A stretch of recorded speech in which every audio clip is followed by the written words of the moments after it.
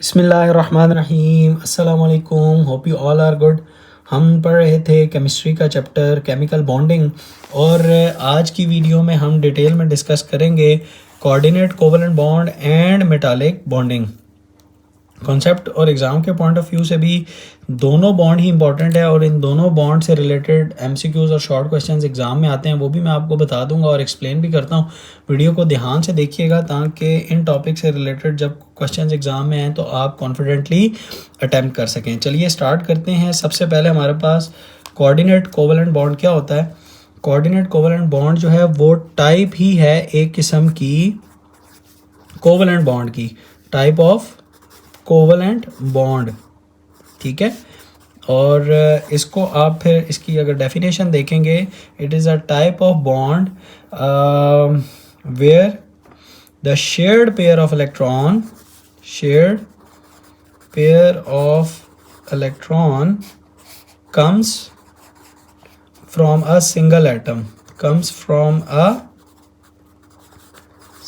atom, यानी कि उस कोवलेंट बॉन्ड के अंदर जो वर्ड था वो था म्यूचुअल शेयरिंग, यानी एक इलेक्ट्रॉन एक एटम से आ रहा था, दूसरा इलेक्ट्रॉन दूसरे एटम से आ रहा था, तो वो म्यूचुअल शेयरिंग थी। जबकि इसके अंदर कोऑर्डिनेट कोवलेंट बॉन्ड के अंदर जो पेयर ऑफ इलेक्ट्रॉन है, यानी दोनों इलेक्ट्रॉन जो है वो एक ही एटम जो है वो दे रहा होगा। फॉर एग्जांपल मेरे पास कोई एटम है, इसके पास लोन पेयर है अपना, ठीक है, एक दूसरा एटम है, और ये क्या करेगा, ये अपने दोनों ही इलेक्ट्रॉन इसको दे दे, ठीक है, यानी बॉन्ड बनाने के लिए अपने दोनों ही इलेक्ट्रॉन इसको दे दे, और फिर बनने के बाद ये बिल्कुल आपको ना ये ऐसे, यानी एक जो है इसने जब बनाया तो एक इसका वाला और दूसरा वाला भी इसी का होगा ऐसे, यानी ये दोनों जो हैं वो इसी के होंगे। समझ आ रही है आपको। Where the shared pair of electron comes from a single atom, यानी एक ही एटम से दोनों इलेक्ट्रॉन जो है वो जब आ रहे हों। और अब इसको फिर कोवलेंट बॉन्ड क्यों कहते हैं, क्योंकि जब एक दफ़ा ये बन जाता है, इसका थर्ड पॉइंट है, जब एक दफ़ा ये बन जाता है तो there is nothing difference between coordinate covalent bond या कोवलेंट बॉन्ड, या आप ये कह लें कि बनने के बाद after formation it's similar to covalent bond. After formation it's quite similar to covalent bond, इसलिए इसको इसके नाम में ही कोऑर्डिनेट कोवलेंट बॉन्ड है, ठीक है। लेकिन उससे डिफरेंशिएट करने के लिए फिर इसको कोऑर्डिनेट का नाम दिया गया। और ये भी चूंकि बन जाने के बाद फिर म्यूचुअल शेयरिंग के तौर पर रिएक्ट कर रहा होता है, तो इस वजह से आप इसको अगेन कह सकते हैं कोऑर्डिनेट कोवलेंट बॉन्ड। ये इसका तीसरा पॉइंट हो गया, मैं मार्क करता जाता हूँ। अब मैं अगर इसका फोर्थ पॉइंट बनाऊं तो फोर्थ पॉइंट मेरे पास होगा कि एक जो दे रहा होगा वो डोनर होगा, यानी, और जो एक ले रहा होगा जिसने कोई कंट्रीब्यूशन नहीं किया उसको एक्सेप्टर कहेंगे। तो इसमें डोनर की तरफ से एक्सेप्टर की तरफ एरो हेड होगा एज अ कोवलेंट बॉन्ड को शो करते वक्त, जिस तरह आपको as a coordinate covalent bond को शो करने के लिए ये सिंबल यूज़ होता है। सॉरी, जैसे कोवलेंट बॉन्ड के लिए आपके पास सिंगल लाइन होती है, डबल कोवलेंट बॉन्ड के लिए 2 लाइंस, ट्रिपल के लिए 3 लाइंस ना, सिंपल 3 लाइंस या 3 बार। इसी तरह कोऑर्डिनेट कोवलेंट बॉन्ड के लिए इस तरह एरो हेड एक होगा और इस तरफ ये डोनर टू एक्सेप्टर होगा, यानी इधर डोनर होगा और इधर एक्सेप्टर होगा। ये अभी जब हम बनाएंगे तो फिर आपको ये समझ भी आ जाएगा। ये चौथा पॉइंट हो गया मेरे पास। फिफ्थ मेरे पास है जी, ये किसके दरमियान ये एग्जिस्ट करेगा, तो ये आपने बात याद रखनी है, जब मेटल्स के दरमियान और लिगेंड्स के दरमियान ये एग्जिस्ट करता है। बस अब आप इतना याद रखें कि मेटल्स और लिगेंड्स के दरमियान यूजुअली ये बॉन्ड जो है वो एग्जिस्ट करता है। ये वो सारे पॉइंट्स हैं और ये बुलेट पॉइंट्स मैंने आपको बना के बताएं। आप सिर्फ ये लिखें एग्जाम में, आपको फुल मार्क्स नहीं मिलेंगे, आपको कोई रट्टा मारने की जरूरत नहीं पड़ेगी। मतलब आप बता दें कि it's a type of covalent bond, फिर definition shared pair of electron comes from a single atom, ये definition. Third, similar to covalent bond after formation. और चौथा, डोनर से एक्सेप्टर की तरफ एरो हेड होगा, यानी ये कोऑर्डिनेट कोवलेंट बॉन्ड का सिंबल। और उसके बाद किसके दरमियान एग्जिस्ट कर रहा होगा, मेटल्स और लिगेंड्स के दरमियान। लिगेंड्स अभी आपके स्कोप से थोड़ी ऊपर की चीज़ है, वो सेकंड ईयर में आती है, इसलिए मैं अभी उसको टच नहीं कर रहा। बहरहाल बस सिर्फ आप एग्ज़ाम में इतना लिख दीजिएगा कि मेटल और लिगेंड्स LIGANDS लिगेंड्स के दरमियान ये एग्जिस्ट करते हैं। अच्छा, अब एग्ज़ाम्पल्स आ गई मेरे पास और वो मैं आपको जो है वो बता देता हूँ। सबसे पहली एग्ज़ाम्पल है हमारे पास अमोनियम आयन की और इस कोर्स के अंदर हमारे पास जो हैं वो 3 एग्ज़ाम्पल्स हैं। Examples of coordinate covalent bond ammonium ion, number 2 hydronium ion, number 3 ammonia boron trifluoride, ठीक है। और ये हमारे पास ये एक, ये दूसरी और ये तीसरी स्ट्रक्चर बनाएंगे तो मार्क्स मिलेंगे कि जब आपके पास अमोनिया गैस को ना आप यानी NH3 गैस को आप रिएक्ट करवाते हैं HCl गैस के साथ, ये दोनों गैसीय स्टेट में होंगी, ये आपने बात याद रखनी है। तो फिर आपको बेसिकली ये मिलता है NH4 पॉजिटिव और Cl नेगेटिव, इस तरह आपको ये मिल जाता है, ठीक है। जब भी आप अमोनिया गैस को HCl गैस के साथ मिलाते हैं तब आपको मिलता है। ये तो हो गई इसकी इक्वेशन सिंपल। अब आप इसका अगर स्ट्रक्चर देखें तो अमोनिया का हम ऑलरेडी पहले बना चुके हैं। मेरे पास अमोनिया मेरे पास इस तरह से होता है NH3 और एक लोन पेयर होगा। ये भी हमने प्रीवियस वीडियो में जब ड्रॉ किए थे तो कोवलेंट बॉन्ड के अंदर अमोनिया का जब स्ट्रक्चर बनाया था तो ये आया था, वो देख लीजिएगा आप वहाँ जाके किस तरह बना था। दूसरा मेरे पास HCl लीनियर होता है, ये मेरे पास HCl आ गया, गिव्स अस। अब हो क्या रहा है बेसिकली, अब यहाँ पे ज़रा गौर से समझिएगा कि इसकी फॉर्मेशन कैसे होती है। होता क्या है कि अब इसको मैं थोड़ा सा नीचे पहले बना के दिखाता हूँ कि ये हाइड्रोजन का ना इस तरह, और ये क्लोरीन का है, और ये मेरे पास ना क्लोरीन और ये इसका एटम, बाकी इसके अपने हैं। होगा क्या कि ये जो कोऑर्डिनेट कोवलेंट बॉन्ड है ना, ये जो नाइट्रोजन का, ये इस तरह आएगा हाइड्रोजन के ऊपर यानी, और ये अट्रैक्ट कर लेगा बेसिकली हाइड्रोजन के न्यूक्लियस को। सिर्फ याद रखिए कि ये जो लोन पेयर है it attracts the nucleus of the hydrogen, nucleus की बात कर रहा हूँ, ठीक है। ये दरमियान में जो न्यूक्लियस है इसको अट्रैक्ट करेगा और ये अपना हाइड्रोजन जो है ना अपना ये वाला इलेक्ट्रॉन छोड़ देगा, ठीक है। जब ये इसके ऊपर, और देखें ना इसके पास था ही एक, और अगर ये दोनों ले ले तो हाइड्रोजन के ऊपर कौन सा चार्ज रह गया इस तरह, यानी हाइड्रोजन का ख़त्म ही हो गया ना, तो हाइड्रोजन के ऊपर क्या हो गया, पॉजिटिव। समझ आ रही है आपको कि अगर क्लोरीन बिल्कुल दोनों ही लेके साइड पे हो जाए तो क्लोरीन के ऊपर क्या चार्ज आ जाएगा, इस तरह अगर आप बनाएं तो क्लोरीन के ऊपर -1, एक इसका अपना था, एक हाइड्रोजन का भी वो लेके इस तरह साइड पे हो गया, तो इसके ऊपर हाइड्रोजन के ऊपर पॉजिटिव आ गया। अब ये जो 2 इलेक्ट्रॉन थे बेसिकली नाइट्रोजन के, ये जो लोन पेयर था, ये अब ये दोनों यानी एक इसको दे देगा और एक अपनी वेसिनिटी में रखेगा, समझ आई। तो this is how coordinate covalent bond is form. तो फिर ये बनेगा कैसे, गिव्स अस, ये मैंने आपको अंदर की कहानी बताई है कि ये कैसे अटैक करता है हाइड्रोजन के न्यूक्लियस के ऊपर, और हाइड्रोजन जो है न्यूक्लियस वो अट्रैक्ट हो जाता है नाइट्रोजन की तरफ, और इलेक्ट्रॉन भी हाइड्रोजन अपना वाला भी छोड़ देता है, ठीक है। तो फिर अब ये कैसे बनेगा, आप इसको बनाएंगे ऐसे N, ये 3 अपने हाइड्रोजन के जो अपने थे, और एक ये वाला जो होगा ये डोनर से एक्सेप्टर ऐसे बनाना है, ठीक है। ये H हो गया, और इसके ऊपर होल के ऊपर ना आपके ऊपर पास आ जाएगा +1 चार्ज, ठीक है। और इधर मेरे पास आ जाएगा जी Cl -1, जो जिस तरह ये मैंने भी आपको दिखाया था। देखें अब इसके ऊपर आपके ध्यान में आ रहा होगा कि +1 कैसे आ गया। तो देखें असल में जब हाइड्रोजन से एक अपना इलेक्ट्रॉन दे देता है तो इसके पास, हाइड्रोजन के पास एक प्रोटॉन ज़्यादा हो गया ना, एक पॉजिटिव चार्ज ज़्यादा हो गया, ठीक है। एक पॉजिटिव चार्ज अब ज़्यादा हो गया, जब वो एक पॉजिटिव चार्ज इसके साथ आके मिलेगा, ठीक है, तो ओवरऑल फिर भी एक पॉजिटिव चार्ज ज़्यादा ही रहेगा, समझ आ गई। क्योंकि इसके अंदर, इस पूरे के अंदर अपने इलेक्ट्रॉन और प्रोटॉन दोनों पूरे थे, तो इसलिए ये न्यूट्रल था, ठीक है। NH3 कंपाउंड था, ये न्यूट्रल था। अब एक कंपाउंड एक न्यूट्रल था, उसके पास एक पॉजिटिव हमने डाल दिया। देखें इसको इस तरह देख लें कि एक पॉजिटिव उठा के हमने इसको दे दिया, तो इस वजह से इस पूरे के ऊपर +1 चार्ज आ गया, समझ आ गई। ये था मेरे पास अमोनियम आयन का जो कि एग्ज़ाम्पल है मेरे पास, formation of coordinate covalent bond, जो मैंने बहुत डिटेल में एक्सप्लेन की। अब इसकी दूसरी एग्ज़ाम्पल भी हम देख लेते हैं, और उसका भी मैं आपको इसी तरह इक्वेशन बना के दिखाऊंगा। वो है जी हाइड्रोनियम आयन।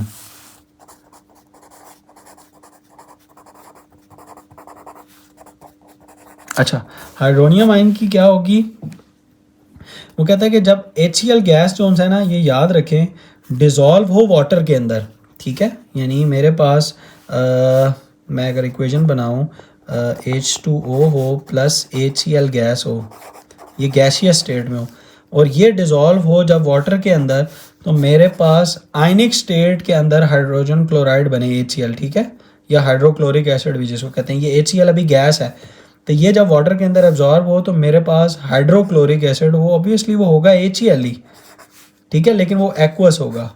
ये अब हाइड्रोक्लोरिक एसिड है, ये HCl गैस है, तब ये जो है ना ये स्ट्रक्चर बनता है मेरे पास, यानी तब मेरे पास हो जाएगा H3O पॉजिटिव, हाइड्रोनियम आइन सिंपल कहते हैं H3O पॉजिटिव को। इसी तरह अमोनियम आइन, ये अमोनियम आइन है, ये पूरा जो था ना, ये पूरा ये अमोनियम आइन था, जिसको आप कहेंगे NH4 positive. NH4 positive is basically ammonium आइन और H3O पॉजिटिव इज़ हाइड्रोनियम आइन।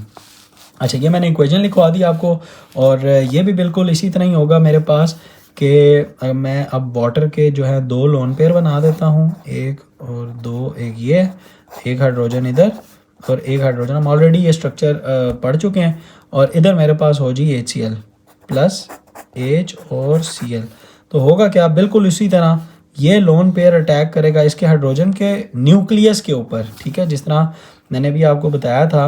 अगर मैंने जिस तरह ये ऊपर बनाया था, अगर इधर फिर बनाऊं तो ये मेरे पास इस तरह बना हुआ था ना, H और Cl, ये और ये इसका, और इसके अपने इसी तरह साथ पूरे आप कर लें।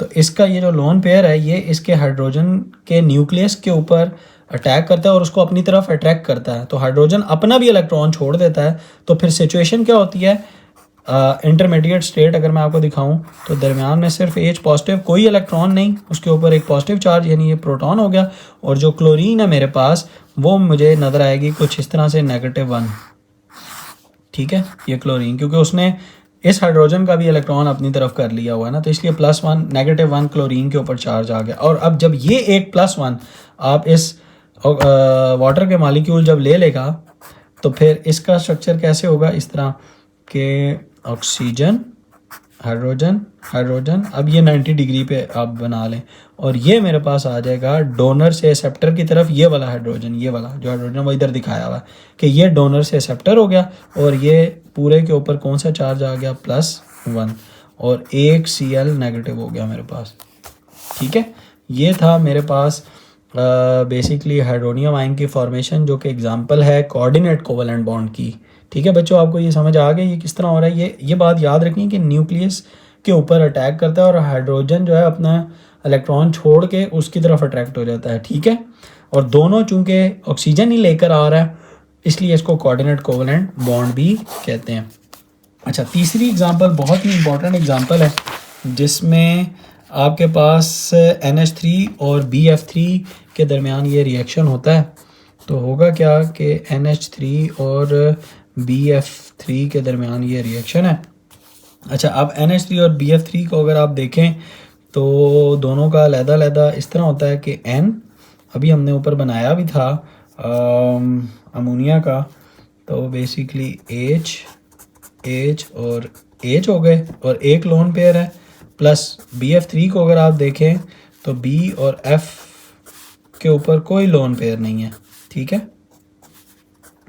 लेकिन एक चीज़ समझने की है यहाँ पे, वहाँ पे तो अलग-अलग हो जाता था ना, देखें ना, ये अलग हो गए थे, ये अलग है, ये प्लस के साथ आपने लिखना है, ये भी अलग हो गया और ये भी अलग हो गया। लेकिन इस एग्जांपल के अंदर ये अलग नहीं होते, ये पूरा लोन पेयर जो है वो इस B के साथ अटैक करता है, तो ये बन क्या जाता है, N से B की तरफ, ये B आ गया मेरे पास, N से B हो गया, और इधर ये मेरे पास हो गए जी F और ये F, और इस N के ये 3 H और ये H, ठीक है, और इस पूरे के ऊपर चार्ज आ गया मेरे पास +1, ठीक है। अब इस केस के अंदर होता क्या है, क्योंकि बोरॉन जो है ना वो एग्जिस्ट कर रहा होता है, मैं अगर आपको पीरियोडिक टेबल में दिखाऊं, ये पड़ा हुआ है जी, देखें मेरे पास बोरॉन तीसरे ग्रुप के अंदर, यानी कि इसके वैलेंस शेल के अंदर कितने इलेक्ट्रॉन पड़े हुए हैं, 3 इलेक्ट्रॉन पड़े हुए हैं। तो इसने अगर अपनी इलेक्ट्रॉनिक कॉन्फ़िगरेशन 8 पूरे करने हैं तो इसको 5 चाहिए ना, ठीक है, 5 चाहिए, देखें 3 है, 4 5 6 7 8, ठीक है, अब इसको 5 चाहिए, ये बात आपने ज़हन में रखनी है। इसके वैलेंस शेल के अंदर बोरॉन के वैलेंस शेल के अंदर 3 इलेक्ट्रॉन पड़े हुए हैं। वो जो 3 इलेक्ट्रॉन थे ना, बेसिकली जब BF3 था, ये BF3 का अपना स्ट्रक्चर बनाऊं तो ये B दरमियान में, और ये F और ये वाला F, ये BF3 का अलहदा से स्ट्रक्चर बना दिया मैंने आपको, ठीक है। ये BF3 ने अपने अपने एक एक इलेक्ट्रॉन जो उनसे ना इन सारों के साथ शेयर किए हुए थे। ये BF3 का स्ट्रक्चर है। वैसे ये भी आ सकता है, ये आएगा एग्जांपल कोवलेंट बॉन्ड के अंदर, सिंगल कोवलेंट बॉन्ड के अंदर आएगा, जब मल्टीपल बॉन्ड जो उनसे ना वो एक ही एटम 3 एटम के साथ मिल रहा है। अब ये देखें इसके कितने हो गए, इसका भी ऑक्टेट पूरा हो गया, इसका भी ऑक्टेट पूरा हो गया, इसका भी ऑक्टेट पूरा हो गया, और इसने भी शेयर कर लिया। अब बोरॉन का ना बेसिकली 8 पूरे नहीं हुए हुए थे, बोरॉन के ना अभी 8 पूरे नहीं हुए हुए थे।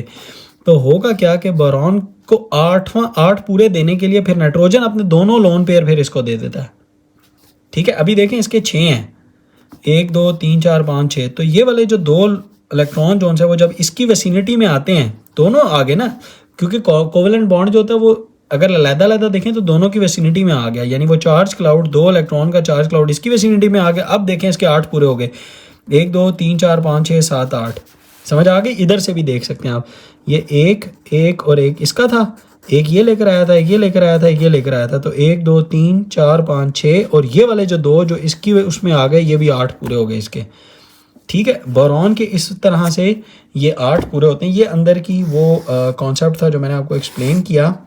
वो बाय द वे ये बात लिखी भी हुई है, मैं आपको भी दिखा भी देता हूँ, और इसके ऊपर +1 जो है वो चार्ज आ जाता है। ये इंपॉर्टेंट है, इसकी एक्सप्लेनेशन वो आपको एग्ज़ाम में कह देता है लॉन्ग के पार्ट के साथ। तो ये मैंने मार्क भी किया हुआ है कि ये इंपॉर्टेंट है, और ये एक्सप्लेन भी कर देता है। अब इसने यही बात यहाँ पे लिखी हुई है कि वो does not have a noble gas structure around the boron atom, the boron only has 3 pairs of electron in its valence shell. 3 pair of electrons उसके होते हैं वैलेंस शेल के अंदर, जो BF3 के अंदर होते हैं, और 6 हैं अभी टोटल। और and requires a pair to complete the orbital, hence BF3 is electron deficient, यानी 2 की कमी होती है, 6 है ना तो 2। The lone pair on the nitrogen to the ammonia nucleus is used to overcome that deficiency and a complex compound forms through a coordinate covalent bond. ये इसकी ये एग्जांपल है, ये लिखी हुई है, ये बनानी है। हाइड्रोनियम का ये बनाना है, ये थोड़ा सा इसने ना, ये देखें ना हाइड्रोनियम है, उसका ये बनाना है आपने। तो ये वाली बात जो मैंने इसने लिखी हुई है, मैंने आपको ये एक्सप्लेन की है यहाँ पे, ठीक है। ये अब आपको क्लियर हो गई ये बात।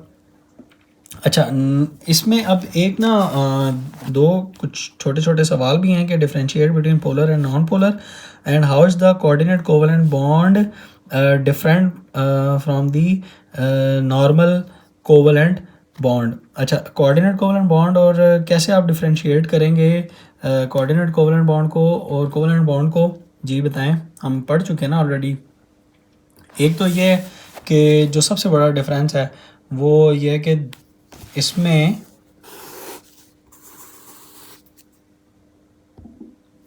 वो आप बना के लिख लें इसी तरह कि इसमें म्यूचुअल शेयरिंग होती है और इसमें म्यूचुअल शेयरिंग नहीं होती, नो म्यूचुअल शेयरिंग।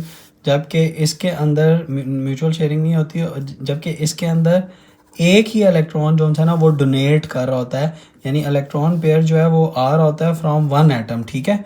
ये भी आप इसमें लिख सकते हैं, electron pair comes from single atom, ठीक है। ये आप बात लिख लें। उसके बाद इसके अंदर जो है हमारे पास डोनर होता है जो दे रहा होता है इलेक्ट्रॉन पेयर को। इसके अंदर हमारे पास कोई डोनर नहीं होता, नो स्पेसिफिक डोनर। और इसको आप जो है बॉन्ड को जो है वो रिप्रेजेंट करते हैं सिंगल लाइन के साथ, इसको एरो हेड के साथ इस तरह शो करेंगे। और आप ये भी कह सकते हैं कि, और एक जो बहुत ही डीप है ना वो ये है कि ये तब बनता है जब दोनों का इनकम्प्लीट ऑक्टेट होता है, both atoms have incomplete octet या डुप्लेट। जैसे हमने देखा था इधर पीछे जब कोवलेंट बॉन्ड पड़ा था कि इसके अंदर भी देखें एक था, इसके 4 थे, इसका भी इनकम्प्लीट ऑक्टेट, इसके अंदर नाइट्रोजन के अंदर देखें 5 थे, सब के इनकम्प्लीट, तो बनने के बाद कंप्लीट होते हैं। जबकि ये जब बनता है यानी कोऑर्डिनेट जब कोवलेंट बॉन्ड होता है तो एक एटम के पास लोन पेयर होता है और दूसरे एटम के पास वेकेंट ऑर्बिटल होता है, यानी कोई इलेक्ट्रॉन होता ही नहीं। ठीक है, इसके पास एक लोन पेयर होता है, ये तब बनता है। ठीक है, और इसकी एग्जांपल्स में भी आप अगर चाहें तो एक एग्जांपल लिख लें। इसकी एग्जांपल होगी जनाब H2O2Cl2, और इसकी एग्जांपल्स में आप लिख लें NH4 पॉजिटिव, अभी हमने पढ़ा था H3O पॉजिटिव, और बस ये 2 लिख लें, ये भी काफ़ी है। ये था जी हमारे पास, लिख लें हेडिंग भी ऊपर, difference between covalent bond, difference between covalent bond and coordinate covalent bond. नाम मैंने सिर्फ लिखने के लिए डिफ्रेंशिएट किया है। ये कोवलेंट की है CB, और ये है मेरे पास कोऑर्डिनेट कोवलेंट बॉन्ड। ठीक है, ये याद रखिएगा। अच्छा, अब ये हमारा ये वाला टॉपिक कंप्लीट हुआ। अब हम स्टार्ट करते हैं मेटालिक बॉन्डिंग को। आप देखेंगे कि बीच में मैंने ना, आप समझ रहे होंगे शायद मैंने ये टॉपिक्स छोड़ दिए हैं, तो ये वाले जो टॉपिक हैं ये चूँकि अलहदा से थे, तो मैंने जो सिमिलर टॉपिक्स थे वो एक वीडियो में कवर किए हैं, और बॉन्डिंग अब हमारी कंप्लीट हो जाएगी, फिर हम उसकी प्रॉपर्टीज़ के ऊपर आ जाएंगे। तो चलिए स्टार्ट करते हैं। हमारे पास के मेटालिक बॉन्ड क्या होते हैं वो मैं आपको इसी तरह अपने पास बना के एक्सप्लेन करता हूँ पहले। अच्छा, मेटल के अंदर हमें पता है कि मेटल वो होते हैं कि जिसके स्ट्रक्चर को जब आप देखते हैं ना, तो हमें यूँ पता चलता है कि इलेक्ट्रॉन्स जो उनसे ना वो फ्री हैं, फ्रीली ना मूव कर रहे हैं उसके स्ट्रक्चर के अंदर। स्पेशली वैलेंस जो इलेक्ट्रॉन्स होते हैं ना, मतलब कोई एटम है उसका जो वैलेंस इलेक्ट्रॉन है वो कभी भी कन्फाइंड नहीं रहते अपने वैलेंस शेल के अंदर। इसी तरह नेबर कोई एटम है उसके भी वैलेंस इलेक्ट्रॉन नहीं होंगे, उससे अगला एटम उसके भी नहीं होंगे। सारे इलेक्ट्रॉन्स वैलेंस शेल के सारे निकल के ना इस तरह फ्रीली घूम रहे होंगे। इधर बीच में पड़ा होगा, कोई इधर पड़ा होगा, तो एक पूल बन जाएगा जिसको आप कहेंगे इलेक्ट्रॉन पूल, या इलेक्ट्रॉन सी भी इसको कहते हैं। यानी सी को कहते हैं ना, जहाँ पे वाटर है जिस तरह वो बहुत ज़्यादा हो, तो इसी तरह ये इलेक्ट्रॉन का सी बन जाएगा।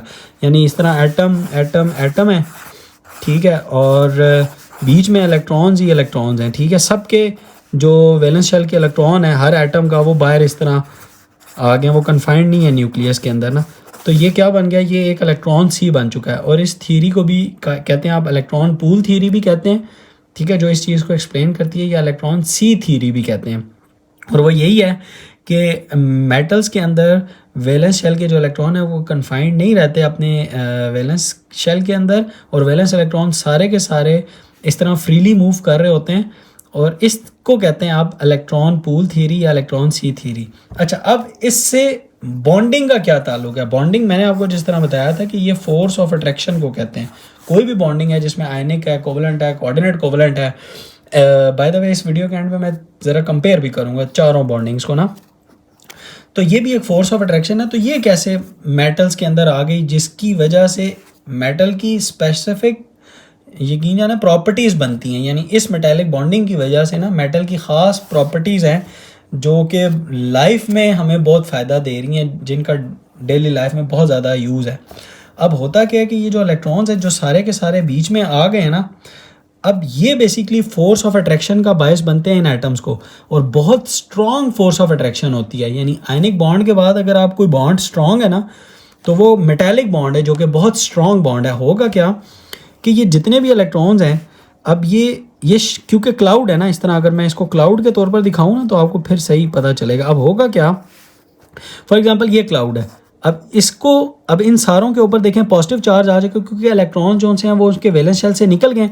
तो इन सब के ऊपर देखें कौन सा चार्ज है, प्लस चार्ज, सब के ऊपर प्लस चार्ज। सब जितने भी न्यूक्लियसेस थे, एटम्स थे, वो सारे पॉजिटिव चार्ज बन चुके हैं, इलेक्ट्रॉन्स बाहर हैं। अब एक force of attraction, strong force of attraction develop हो जाएगी। फॉर एग्जांपल अगर ये इलेक्ट्रॉनिक चार्ज है तो इस इलेक्ट्रॉनिक चार्ज को ये वाला एटम का न्यूक्लियस भी खींच रहा है, ये भी खींच रहा है, ये भी खींच रहा है, ये भी खींच रहा है। या ये समझ लें कि ये जो चार्ज क्लाउड है ये इन सब को खींच रहा है जो उसके चारों तरफ पड़े हुए हैं, यानी उसके 3 डायमेंशंस में जितने भी हो सबको खींच रहा है। तो वो जब सबको खींचेगा तो एक फोर्स ऑफ अट्रैक्शन डेवलप हो गई एटम्स के दरमियान, तो इसी को आप कहते हैं बॉन्डिंग। समझ आ गई? देखिए कोवेलेंट बॉन्ड में भी तो यही था ना कि 2 एटम्स थे, उनके दरमियान में म्यूचुअल जो शेयरिंग हुई थी वो चार्ज क्लाउड था, वो इन दोनों न्यूक्लियस को अपनी तरफ खींच रहा था, तो ये बॉन्ड था।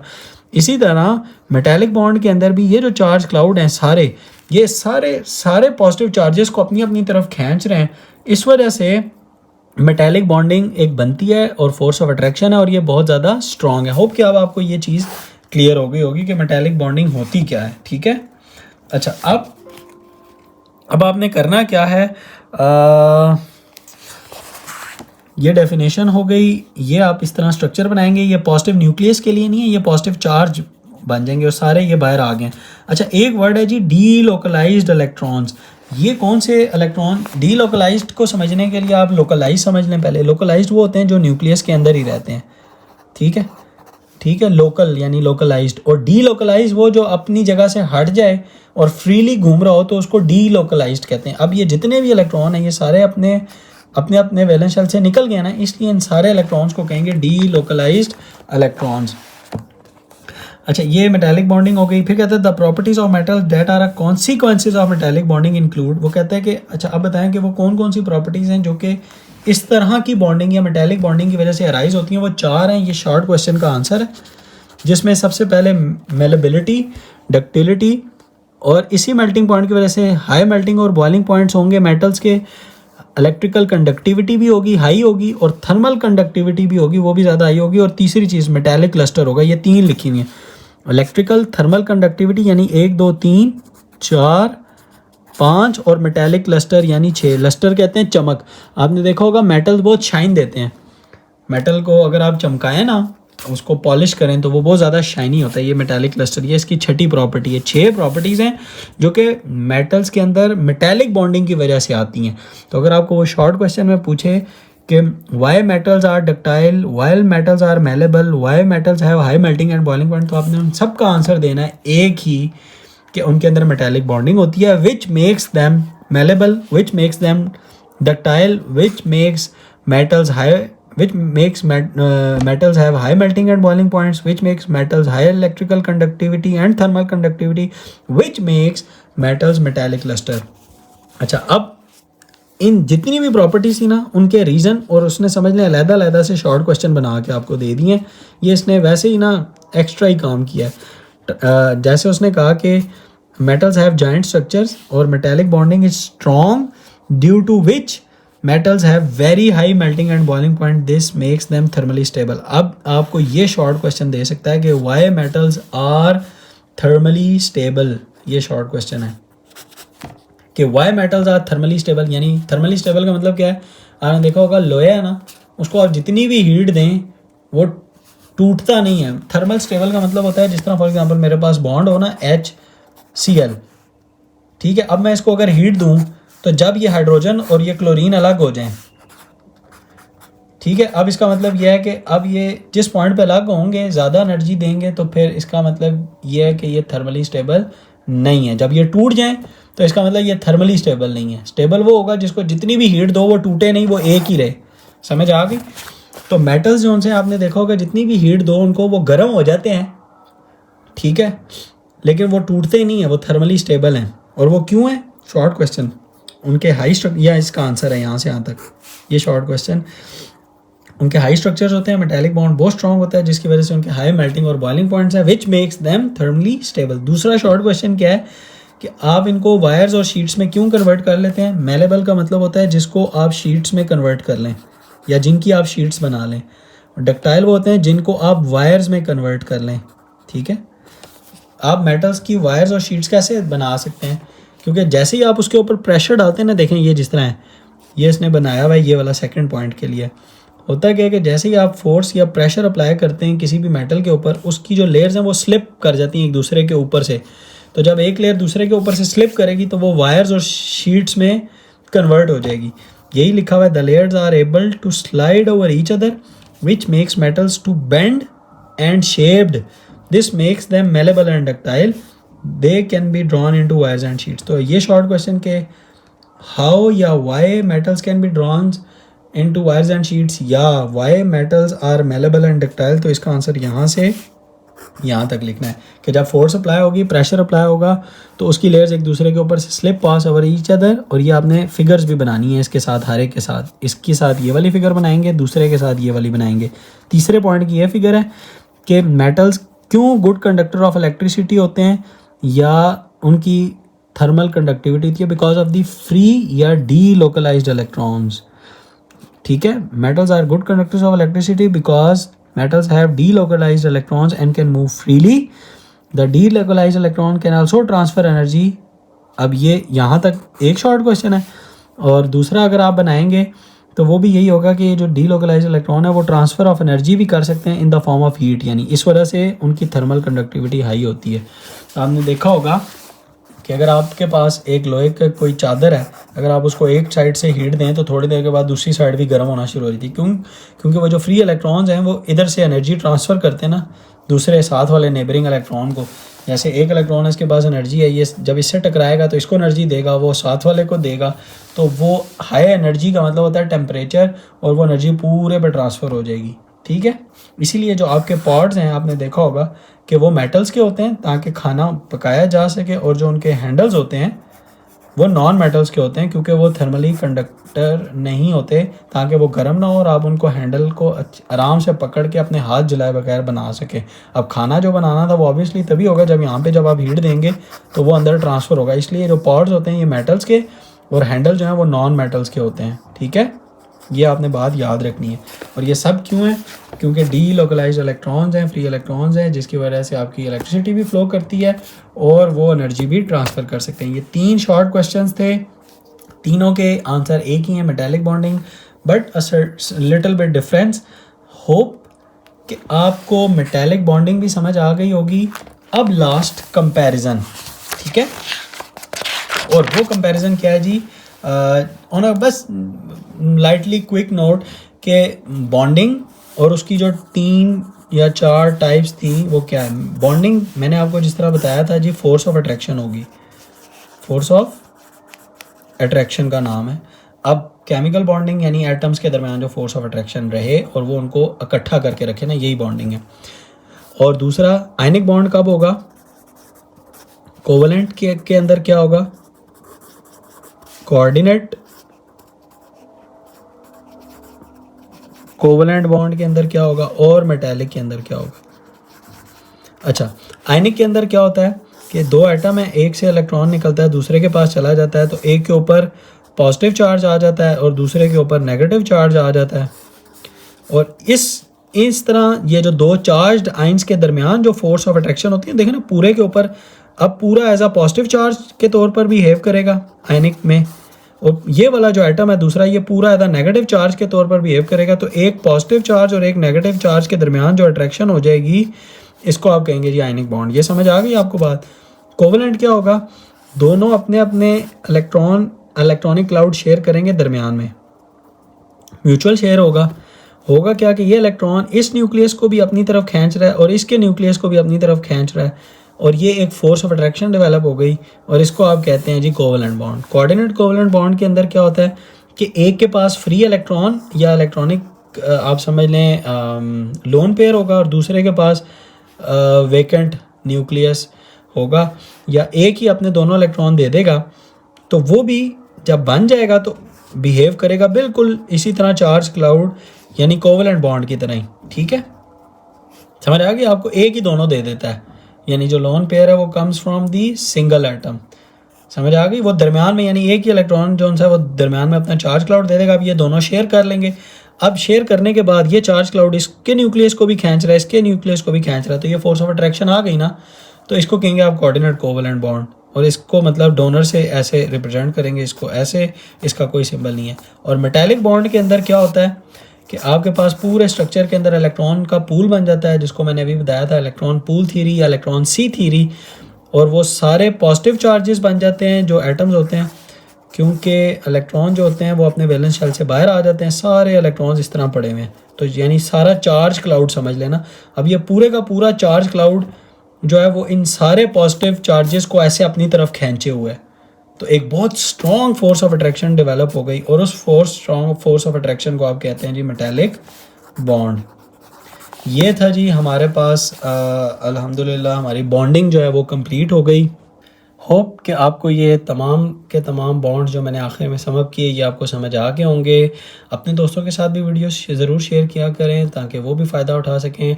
वीडियो को लाइक कर दें, कमेंट कर दें अगर कोई डाउट है, और मज़ीद कॉन्सेप्ट्स के लिए चैनल को भी सब्सक्राइब कर दें। मिलते हैं नेक्स्ट वीडियो में जो टॉपिक्स रह गए हैं उनके साथ। तब तक के लिए अल्लाह हाफिज़।